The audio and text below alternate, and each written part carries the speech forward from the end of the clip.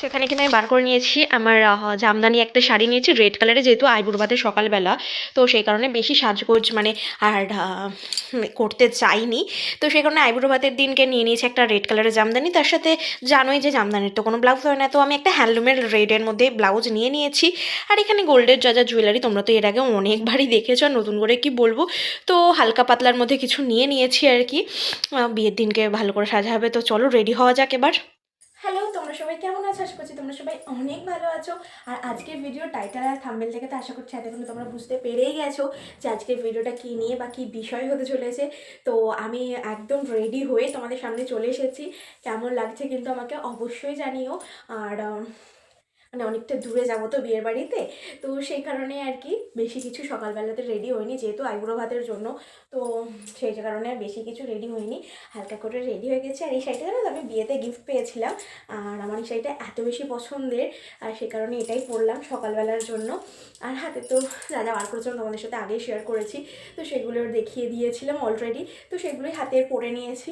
আর যে তো চলো যাওয়া যাক। আর তার আগে অবশ্যই তোমাদের সাথে আজকেও কিন্তু আমার সেম আর আমার শাশুড়ি মায়েরই নিমন্ত্রণ আছে। তো যেহেতু আইবুড়ো ভাত তো মেয়ে ঘটিত অনুষ্ঠান, তো সেই কারণে আমার আর আমার শাশুড়ি মায়ের যেন তো নিমন্ত্রণ আছে। শ্বশুরমশাই বাড়িতে খাওয়া দাওয়া করবে, আর আমার বড়মশাই তো গেছে ডিউটি। আর কালকে আবারও বিয়ের ভিডিওর জন্য আবারও নতুন নতুন প্রিপারেশন নেবো, অনেক সাজুগুজু করতে হচ্ছে, তো সেগুলো সমস্তটা তোমাদের সাথে শেয়ার করব। তো চলো তার আগে এখন বেরোনো যাক, কারণ অলরেডি দেরি হয়ে গেছে। আর তোমাদের সাথে অনেকটা দূরে বিয়ে বাড়ি, আমাদের কোথায় বিয়ে বাড়ি সেটাও শেয়ার করবো। দাঁড়াও চলো। দেখো আমি কখন ধরে রেডি হয়ে এসে বলছি চলো চলো, আর এখানে ফোন দেখাই শেষ হচ্ছে না। আবার আমি বলছি মারবো, মেরে হাড়গোড় ভেঙে দেবো, এটা কোনো কথা হলো? আমি কখন থেকে আছি রেডি হয়ে, হ্যাঁ তো সেজে গুজে একদম পটের বিবি হয়ে আর একটু দেরি। হ্যাঁ মোটেও নয়, এখানে বুড়ো থাকলে ভালো হতো। আরে দুজনেই ম্যাচিং ম্যাচিং পরেছি, জামদানি জামদানি। বলেছিলাম যে বিয়ে বাড়িটা কতটা দূর সেটা দেখাবো। এই হচ্ছে আমাদের বাড়ি, আর এই হচ্ছে বিয়ে বাড়ি। গেট দেখতে পাচ্ছ, বেশি দূর নয়, একটুখানি, মানে তাও বলতে পারো বেশি, অনেক দূর, কারণ 1টা বেজে গেছে আমাদের যেতে যেতে প্রায়। এই যে এসেই গেলাম, দুপাও হাঁটতে হয়নি।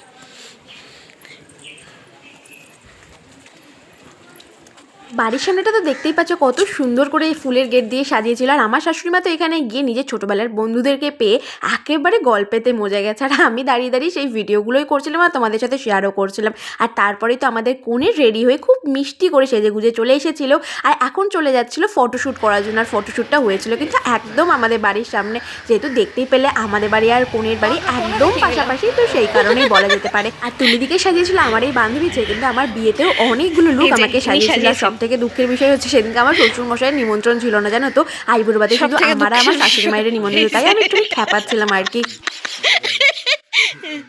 হ্যাঁ ঠিক আছে, ঠিক আছে তো, ওকে তো। হ্যাঁ এই হচ্ছে আসল ঘটনা। হ্যাঁ খাবার দাবার রাখা আছে, স্পেশাল খাবার। এই আমি কাজ একটা জুতো পরে এসেছি, আমার জুতোটা তো আমার হাসি দেখে তো বুঝতেই পারছো তাকে খেপিয়ে আমি কতটা খুশি আছি। যাই হোক, দিদি এখন আমাদের বাড়ির সামনে দোরগোড়াটাতে বসে খুব সুন্দর সুন্দর ছবি আর ভিডিও তুলে নিচ্ছিল, সেগুলো সকলে মিলে আমরা দাঁড়িয়ে দাঁড়িয়ে দেখছিলাম। আর সত্যি বলতে দিদিকে কিন্তু সত্যি খুব সুন্দর লাগছিল আইবুড়ো ভাতের পুরো লুকটাতে।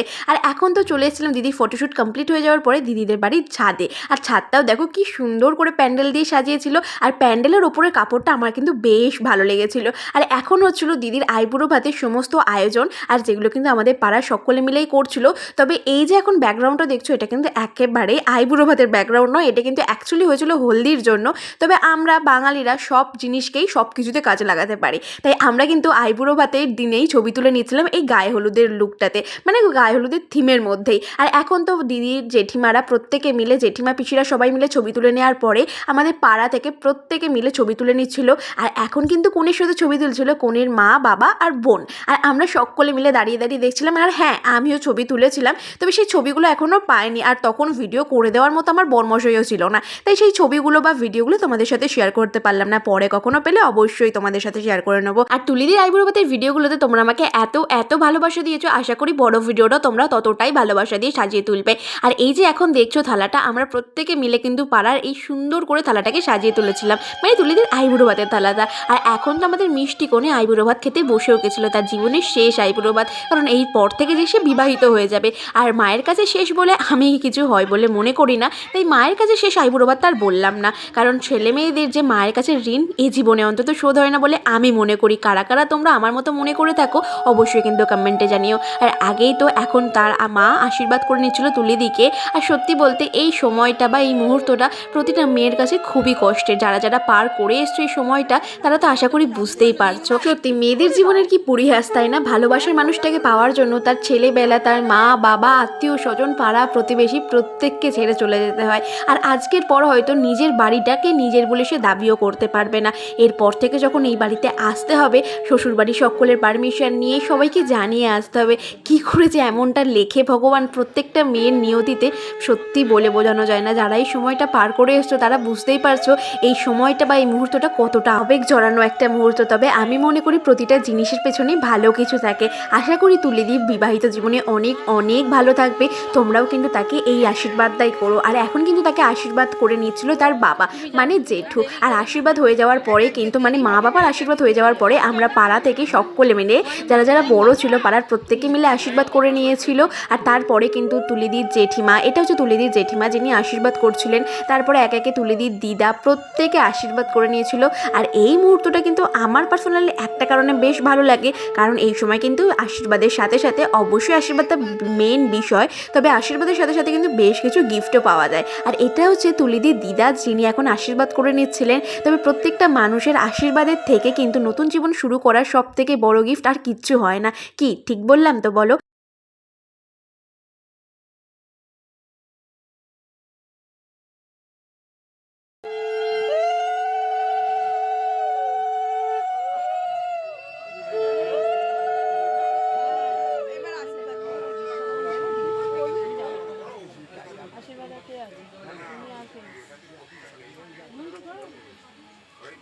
আর এটা হচ্ছে তুলিদির এক কাকিমা যিনি আশীর্বাদ করে খুব সুন্দর একটা গিফট দিয়ে দিয়েছিল। তারপরে তো আমার শাশুড়িমাও আশীর্বাদ করে নিচ্ছিল।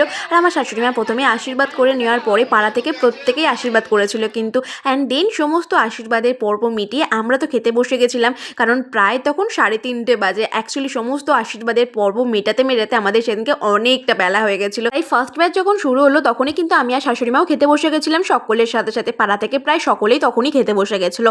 আর প্রথমে তো দেখতেই পেলে দিয়ে গেছে সাদা পাতা, তার সাথে লেবু, নুন আর ফাঁকা ফাঁকা গ্লাস। যদিও তার মধ্যে জল দেবে, টেনশন নেই, দাঁড়াও। আর প্রথমেই তো চলে এসেছিলো গরম গরম সরু চালের সাদা ভাত, তার উপরে কিন্তু দিয়ে গেছিলো গরম ভাতের সেই মূল্যবান জিনিসটা, মানে হচ্ছে ঘি। তোমরা কারা কারা গরম ভাতে ঘি খেতে ভালোবাসো কিন্তু অবশ্যই আমাকে কমেন্টে জানিও। আর হ্যাঁ, তার সাথে কিন্তু শাকও ছিল। শাকটা জানো তো বড়ি আর পোস্ত দিয়ে এত সুন্দর করে করেছিল, তার সাথে গরম ভাতে ঘি, জাস্ট জমে গেছিলো দুপুরের খাওয়া দাওয়াটা। বিয়েবাড়ি মানেই তো কবজি ডুবে আনলিমিটেড খাওয়া দাওয়া, যেটা শুরু হয় কিন্তু অ্যাকচুয়ালি আইবুড়ো ভাত থেকে। আর আমার কিন্তু এই গরম ভাতে ঘি আর তার সাথে শাকটা জাস্ট ফাটাফাটি লেগেছিলো। তোমরা কারা কারা এমন খেতে ভালোবাসো কিন্তু অবশ্যই আমাকে কমেন্টে জানিও। আর তারপরে কিন্তু দেখেছিলো শুক্তো।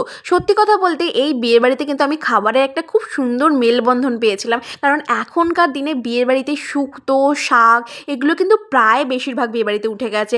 তবু দেখলাম এখানে কিন্তু সেই সমস্ত মেনুটা ছিল। হ্যাঁ, তার সাথে সাথে কিন্তু আধুনিকতারও অনেকটা ছোঁয়া রেখেছিল, কারণ তার সাথে সাথে কিন্তু অনেক অনেক মেনু ছিল একটা ভিডিওতে, মানে আমি বলে প্রায় শেষ করতে পারবো না এমন একটা কন্ডিশন। আর সত্যি কথা বলতে গরম শুক্তোটাও এত সুন্দর খেতে লাগছিলো ভাতের সাথে মেখে। যদিও আমি বড়ি ডাঁটা কিছুই খাই না, তবে ওই আলু আর ঝোলটা শুক্তোর খেতে কিন্তু আমার বেশ ভালো লাগে। আর সেটা দিয়ে খাওয়া কমপ্লিট করতে না করতেই তো চলে এসেছিলো ডাল, আর তার সাথে গরম গরম বেগুনি। বিশ্বাস করো এই শীতকালে দুপুরবেলা মুগের ডাল, তার সাথে মুগের ডাল ছিল না, আই থিঙ্ক ভেজ ডাল ছিল, যদিও এখন ভুলে গেছি। ফেলেছি, কারণ বিয়েটা হচ্ছিল সেই 17 তারিখ নভেম্বরের। বিশ্বাস করো ভিডিও দিতে এত লেট করে ফেলেছি। যাই হোক, তবে গরম ডালের সাথে বেগুনিটা খেতে কিন্তু আমার এক কথায় জাস্ট ফাটাফাটি লেগেছিল। আর জানো তো, বেগুনে আমার অ্যালার্জি থাকলেও ওপরের ছালটা কিন্তু আমি বেশ ভালোই খাই, তাই কারণে কিন্তু আমি নিয়ে নিয়েছিলাম দুটো গরম গরম বেগুনটা ফেলে দিয়েছিলাম, ছালটা খেতে তো আপত্তি নেই, তাই না? যাই হোক, তারপরেই কিন্তু চলেছিল সর্ষে দিয়ে পার্শে মাছ। আর পার্শে মাছটা যেমন ফ্রেশ ছিল আর তেমন কিন্তু খেতে ভীষণ ভীষণ টেস্টি হয়েছিল গ্রেভিটা। আর সেটা দিয়েও কিন্তু আমি বেশ অনেকটা ভাত খেয়ে নিয়েছিলাম। তোমরা আবার অনেকে দেখে বলবে যে বিয়ের বাড়িতে শুধু খেতেই যায়। আচ্ছা, বিয়ের বাড়িতে অন্য কেউ কি আর অন্য কিছু করতে যায় জানি না বাবা, আমার তো জানা নেই। যাই হোক, সর্ষে দিয়ে পার্শে মাছটা খেতে না খেতেই কিন্তু চলে এসেছিল গরম গরম কাতলা মাছের কালিয়া। আর সত্যি কথা বলতে মাছটাও কিন্তু ভীষণ ফ্রেশ ছিল। আর দেখতেই পাচ্ছ আমি কিন্তু বেছে বেছে পেটি মাছটাই নিয়ে নিয়েছিলাম। আমার তো কাতলা মাছের পেটি খেতে বেশ ভালো লাগে। আর হ্যাঁ, তোমরা যে এই বারবার ভাত নেওয়া দেখছো, আমি কিন্তু অল্প একটু করেই ভাত নিয়েছিলাম। আশা করি তোমরা সেটা দেখে বুঝতেই পারছো। একদম অল্প হাফ হাতারও কম ভাত নিয়ে কিন্তু আমি প্রতিটা আইটেম ট্রাই করেছিলাম। আর সমস্ত খাওয়া দাওয়া শেষে দিয়ে গেছিলো চাটনি পাঁপড়। তোমরা তো সকলেই জানো সেটা আমি খাই না, যদিও পায়েসও আমি খাই না, তবু ভুলবশত আমাকে দিয়েছিল, তাই সেটা নষ্ট না করে তুলে দিয়েছিলাম কিন্তু শাশুড়ি মায়ের পাতে। তবে সন্দেশটা কিন্তু আমি একদম মিস করিনি, সন্দেশটাও কিন্তু খেতে ভীষণ ভালো ছিল। আর সমস্ত খাওয়া দাওয়া কমপ্লিট করে কিন্তু আইবুড়ো ভাতের ভিডিওটা আমি এখানে শেষ করছি। আরে দাঁড়াও, এখনই কোথায় চললে? আমাদের বিয়ের কোণের এক্সপিরিয়েন্স কেমন সেটা শুনে যাবে না? তাহলে চলো চট করে তোমাদের সাথে এখন সেটাই শেয়ার করে ফেলি। আসলে ওপরে সমস্ত আশীর্বাদ হয়ে যাওয়ার পরে তুলে দিয়ে এখন চলে এসেছিল নিজের ঘরে সমস্ত খাওয়া দাওয়া নিয়ে, কারণ ওপরে খাওয়াটা সত্যি প্রবলেমেটিক। লাস্ট আইবুড়ো ভাত খেয়ে তোমার কেমন লাগছে, তোমার এক্সপিরিয়েন্স? এবং প্রথম কথা হচ্ছে এই লুকটা, ঠিক আছে? আচ্ছা, First time এই লুক। তারপরে হচ্ছে যে এটার একটা আলাদাই মাহাত্ম্য আছে, আলাদাই মানে লুকটা হলে কেমন অকেশনটাও স্পেশাল হয়ে যায়। তারপরে ধরো আর বিয়ে নিয়ে এক্সপিরিয়েন্স?